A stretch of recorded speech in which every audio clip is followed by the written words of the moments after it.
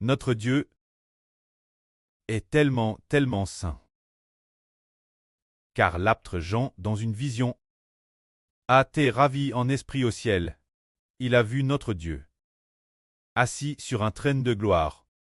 Et notre précleste, quoi ressemble son apparence, Jean ne pouvait pas voir, quoi ressemblait l'aspect extérieur du pré. Il a seulement vu le pré assis sur le trône, et alors, il en manait comme du jaspe et de la sardoine, une lumière si éclatante. Il a seulement vu le pré mettre la lumière du jaspe et de la sardoine.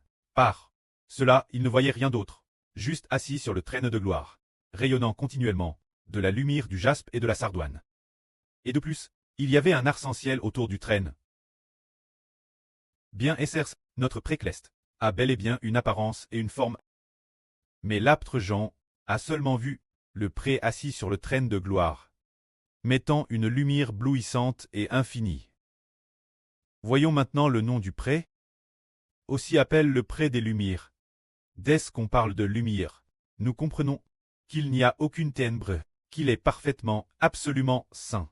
C'est pourquoi les 4 chérubins ne cessent de dire « Éternel, Dieu, le commandant des armes, combien il est saint! Combien il est saint! Combien il est saint! » Jour et nuit. Les anges racontent jour et nuit la sainteté de Dieu. Ils ne cessent de dire « Jéhovah, Dieu, le commandant des armes, combien il est saint! Combien il est saint! » Les autres anges, les séraphins, disent aussi cela. Disent aussi « Combien l'Éternel Dieu est saint! Combien il est saint! Combien il est saint! Toute la terre est pleine de sa gloire. » Et notre précleste dit aussi « Sans la sainteté, nul ne verra Jéhovah. Car votre Dieu, moi l'Éternel, je suis saint. » C'est dire combien le précleste est saint, tellement saint. Si l'homme n'est pas saint, il ne verra pas le pré. Les gens de cette époque, ceux qui appartiennent à Adam, aucun ne peut voir Dieu, car Dieu est saint.